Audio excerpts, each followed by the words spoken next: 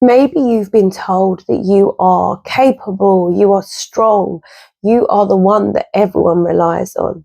And here's the thing about high achieving women: we can do it all. We can do so much, and we are used to it. Hi, I'm Soraya. I'm an integrative counsellor and the founder of Rise, a method of healing the nervous system. And in this video, we're going to talk about why the high achieving woman can come from a place of people pleasing and eventually how it results in burnout. So we can carry all of these labels that might be accurate descriptions of us: strong, capable, competent. But what it's pointing to more so is patterns of over-functioning and over-giving, and that becoming an unhealthy baseline for us.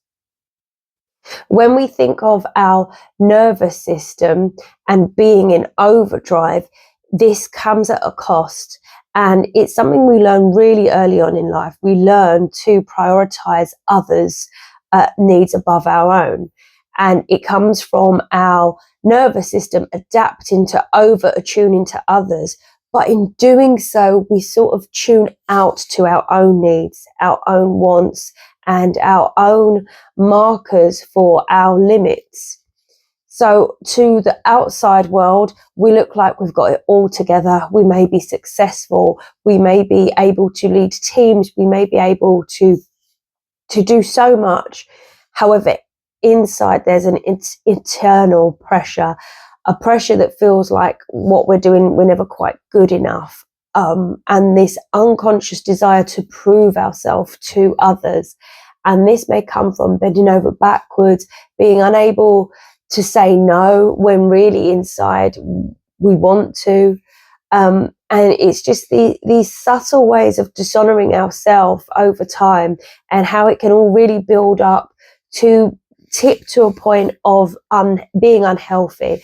And before it becomes full-blown burnout, there are signs of perhaps digestive issues, perhaps unable to rest. So this feeling of being tired but wired, and rest feeling uncomfortable. We may find ourselves busying ourselves all the time, because again, that whole idea of just slowing down feels very unfamiliar to a nervous system that has become adapted to seeking stimulation constantly. And none of this is your fault in any way. This is just how we have learnt to adapt from childhood. And before we become people pleasers, we are most of the time parent pleasers. So perhaps we had a emotionally immature parent that we had to attune to their needs, and maybe wanting to make them feel better about themselves. And it really fits this good girl persona, that we will be of no pressure or stress. But as I say, it comes at a cost. People pleasing is not a personality trait. It is just attunement over time, and that we are giving all of our energy outputs out.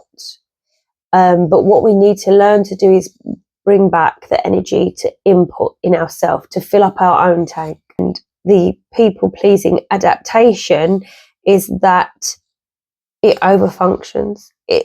We start to anticipate. We feel uneasy, and we feel over responsible for others. And as I say, this is an internalized pressure, and it can feel very heavy. There is also often a undercurrent of resentment that we never truly allow ourselves to feel, because anger has been suppressed to fit this good girl identity that we developed. But anger is actually really healthy. And I read the other day that anger is the part of you that loves you the most. It's the part of you that wants to say no, that wants to put in a boundary. And when we are unable to express our anger, it can fester and keep us in a lower vibration.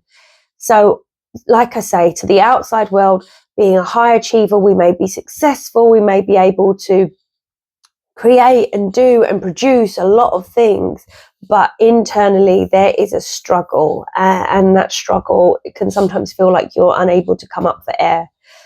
we experience less joy in life in this state. We experience less comfort, and always turned on to this feeling of chasing and proving and doing, and all of our worth is entwined with productivity. So this is the work that I do with others, with other women in this position of feeling like they are burnt out, like their internal doesn't match their external. And really it's about coming home to yourself, reclaiming yourself, and that starts with your most basic needs. So if you're interested, I will leave a link in the description below of the course I created, Stop Pleasing, Start Living.